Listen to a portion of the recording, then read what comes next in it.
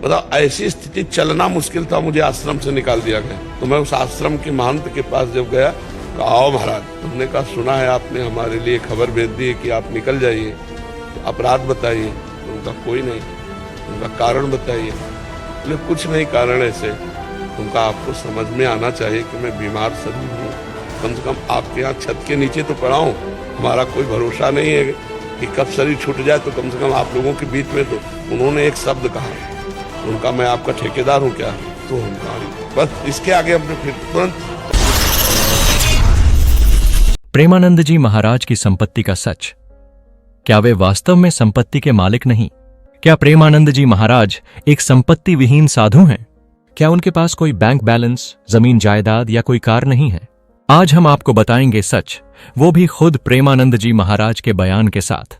प्रेमानंद जी महाराज एक ऐसा नाम जो आध्यात्मिक जगत में बहुत प्रसिद्ध है, लेकिन उनकी संपत्ति को लेकर हमेशा चर्चाएं होती रही हैं। क्या वे वास्तव में किसी संपत्ति के मालिक नहीं हैं, या फिर इसके पीछे कोई और सच्चाई छिपी हुई है? आइए जानते हैं कि खुद प्रेमानंद जी महाराज इस विषय पर क्या कहते हैं। प्रेमानंद जी महाराज का कहना है कि उनके पास कोई निजी संपत्ति नहीं है, न तो उनके नाम पर कोई बैंक खाता है, न कोई जमीन जायदाद। जब हम भगवान के शरण में, और जब उन्होंने स्वीकार कर लिया, तो आज लाखों लोग प्यार कर रहे हैं। नहीं तो ये शरणागति इस किडनी फेल ने दिया। क्या सच में उनके पास कुछ भी नहीं? अब सवाल उठता है, अगर प्रेमानंद जी महाराज के पास कोई संपत्ति नहीं है तो वे रहते कहां हैं? असल में प्रेमानंद जी महाराज किसी व्यक्तिगत घर में नहीं रहते। वे एक भक्त के फ्लैट में रहते हैं, जहां उनकी सभी आवश्यकताओं का ध्यान उनके अनुयायी रखते हैं। यह भी दिखाता है कि उन्होंने किसी भी प्रकार की भौतिक संपत्ति अपने नाम पर नहीं रखी है। कई बार प्रेमानंद जी महाराज को एक ऑडी कार में देखा गया है। इससे लोगों को संदेह होता है कि वे साधारण जीवन नहीं जीते। लेकिन क्या यह कार उनकी निजी संपत्ति है? महाराज जी ने खुद स्पष्ट किया है कि यह उनकी कार नहीं है। यह कार उनके सेवकों की है, जो उनके लिए यात्रा की सुविधा प्रदान करते हैं। अब सवाल उठता है, क्या हमें किसी संत की संपत्ति पर ध्यान देना चाहिए या उनके आध्यात्मिक ज्ञान पर?